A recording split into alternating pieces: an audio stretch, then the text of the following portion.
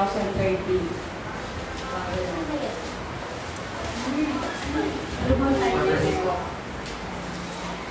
Ano ang pinag-uusapan kasi nila dito yung kung ano yung opinion ni Brother Omar dun sa binigay ni John Hagee na 7 mysteries ng Diyos sa Scriptures. Pero napunta yung usapan kasi nila sa Armando. Dito, grabe. Tinanong ni Brother Francis si Brother Omar, sabi niya, paano mo explain yung Gentiles na trampled nila yung Jerusalem? Ano daw yung fulfillment siya? Tapos hindi siya sinagot. Sabi ni Brother Francis, para sa kanya, yung fulfillment ng Jerusalem, na trampled sila ng Gentiles. Sa time ng two prophets.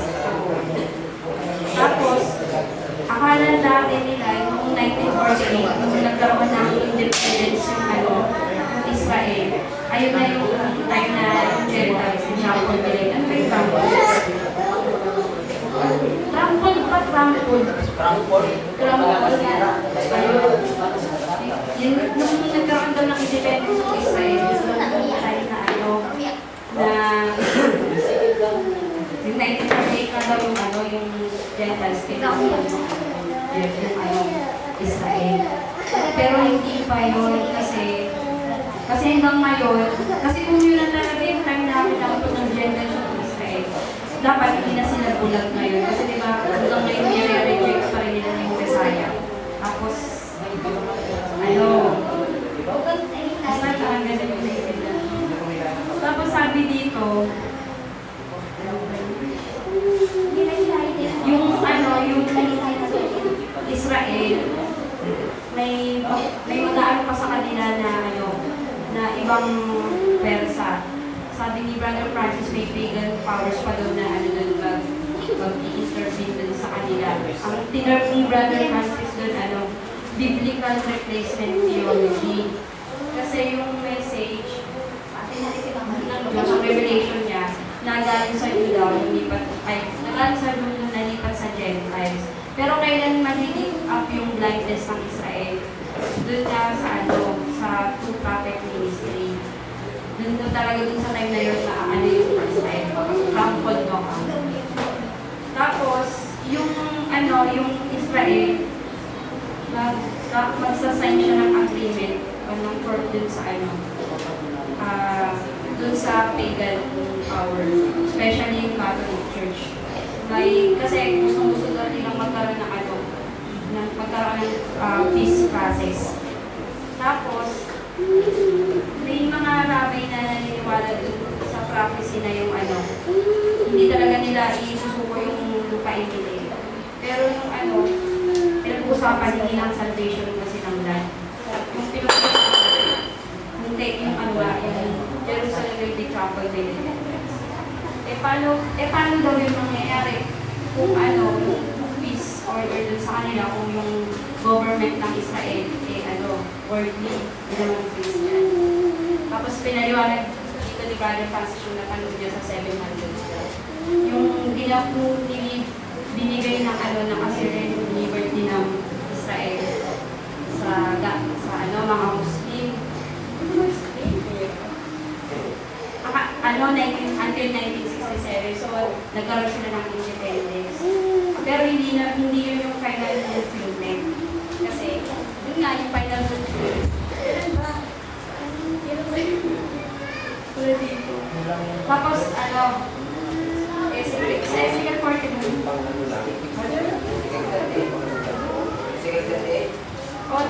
Ezekiel 38 to 39. May Ezekiel 42. Baka Ezra 20. Yung verse na i-explain ng blueprint to temple. Binigay rin daw kasi yung kay Ezekiel. Tapos, gusto na ba? Wait lang po.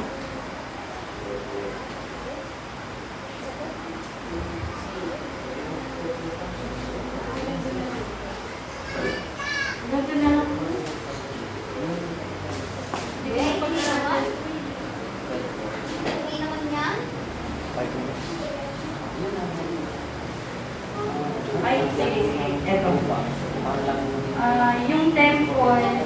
maitatayo siya ulit. Tapos yung dalawang prophets, mag-message sila, magbibigay sila ng prophecy. Tapos, mag-start na daw yung last week ng Daniel. Tapos yung last week ng Daniel, yung may sis sa temple, S-I-Z-E. Nasa ano, sa Zion. At Jen, tapos tapos after 42 months, yung two prophets, i-assassinate sila. Tapos sabi sa Revelation 11, pagkatapos ng assassination, yung ay mali, si Brother Omar sabi. Kasi sabi ni Brother Omar, marireveal daw yung Antichrist. Kaya sabi mo ni Brother Pastor, parang Antichrist marireveal, eh, doon na nga sa nagkaraan. Ito, sabi niya, yung si Antiochus Epiphanes, sila Titus, foreshadow lang yun ng papacy. Kasi meron tayong Catholic Church, tapos Dark Ages, yung biblical replacement theology pa, na yung, he was killing the church. Ayun, yung church, yung na yun, yung sinabi ko kanina, hindi lang church yung pinapatay niya, hindi lang yung physical life ng Israel. Kasi yung yung tour, gusto niya talagang lumipat yung headquarters niya dun sa Jerusalem. Tapos noon, para kasi sa time ng dalawang propeta, yung parang epidemya yung dalawang prophet na yun kasi nga nagsasabi na sila yung nag-message sila. Tapos, after 42 months, yung 3.5 years, ng last week of Daniel, daw, hindi habang nag-mensahe yung dalawang propeta, walang nakakagalaw sa kanila yun. May mga nag-a-attempt na patayin sila, saktan sila, pero hindi yun natutuloy. Kasi, dito sabi, they are naturally protected by God. Tapos, after lang yung prophecy nila, ay yung mission nila, pag na-assassinate sila, yung 144,000, magsiseryohan daw yun. Tapos, they will flee the sea, sabi niya.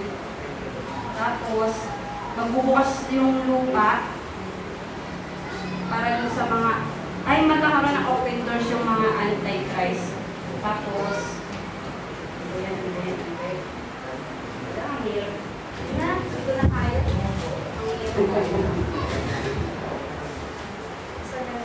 Pinaliwanag niya na kasi dun yung may nag-declare kasi na yung Armageddon, ano ba yun? Asia, Russia at saka China. Europe. Hindi, sa kanila hindi, iba yung Russia at saka lang. Ay, mo lang yung Pinos, pero yung sabi ni Brother Francis yung sa Mediterranean Sea, yung mga old world, kapag hindi nakikita niya dun yung tapos may China, may Africa pa. Yun yung mga old world na nakapalibot sa Mediterranean Sea. Tapos yun nga, dito yung patotot, diba? Doon. Tapos, pinapaliwanag niya na yung Russia at saka yung Amerika, masisira sila, hindi naman kasi talaga sila yung mag-dedicate para sa New World Order. Ang sabi ni Brother Francis na yun, ang bagong superpowers is Europe at saka yung China ba? China ba yun? Dahil nakalimutan ko. Sabi mo, Europe at saka sa buong mundo, ikaw na lang din nakakalam. Hindi ko talaga China superpower. Asya. Ang sinabi. Hindi, sabi Napalabas mo. lang sa pelikula, China superpower. Sabi mo, dito yung Russia masisira, hindi siya Europe at saka yung isang bansa. Sino ang pinakamalakas sa Asia? Pero sa Asia po. Oo. Sasakupin pa ka Pilipinas. May sabi mo nga dito, mag-included yung Pilipinas sa laban na. Ayun. Tapos, yung natatandaan ko naman, di ba, Armageddon? Yung si Christ, kasama yung mga bright as angels, yung army niya. na bumababa sila dito sa lupa. Tapos, yung mga allies, magsasama-sama sila, akala nila alien yung ano, yung bumababa. Kasi ano, yung mga tao ngayon, hindi na sila, mas maniniwala pa sila sa alien kaysa sa Diyos. Kaya maglalaban-laban sila, pero ano, bawasak hindi na sila ni Christ doon. Amen. Ayun lang. Yung nag-fit kami. Fit kami dito. Pang-4 na, di ba? Sabihin na naman dito na. May 5 minutes pa. 5 minutes pa? Walang talaga. 4 minutes pa. Basahin mo lang. Kinuwento lang din dito ni Brother Francis kung ano yung 4 wings. Sabi niya yung hindi pa daw pinapag-blow yung 4 wings kasi pag iba naka-blow na yun. Hindi nakakayanin ng mundo yung mga sabi. Yung natural calamities.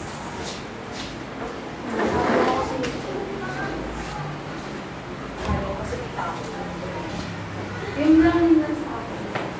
Pero ano to, pinost ko to sa FB, dami sumagot akala nila ako. Pero galing lang din sa Skype. Ang babies.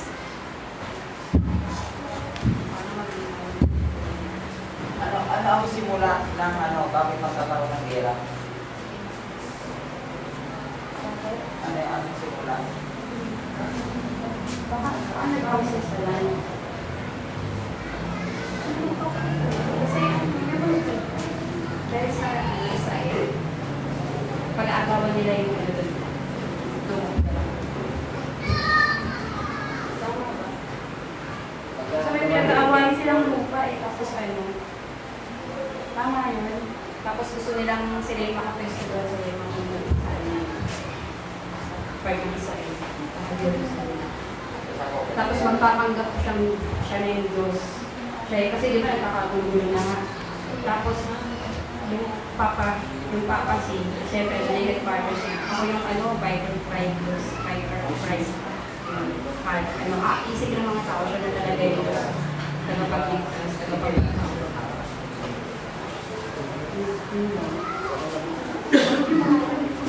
Tanong po, ang tinutulungan pa rin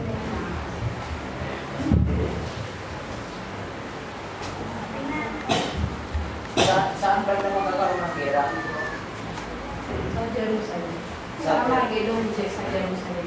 Sa Jerusalem. Yung na-scribe ko, yung list mo. Pero pagkakaintindi. Pero alam kong mamaya pakasama sa Jerusalem. Kaya ko baka din yung pinaka-final natin. Yung Megiddo, kasi yung lugar ng Megiddo, saan ba yung yung Megiddo?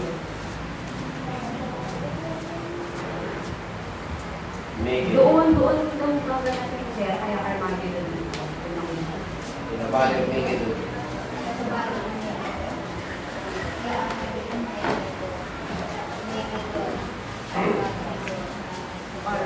A question. 1 minute left. Gaganap na ba yung Ano? Di pa. Di pa. anong sign para maganap yung skater? Sabi ko pa kanina, Hindi, kasi ko sa akin, bago mag-rapture, tapos bago magkaroon ng pagkatapos pa yung sailing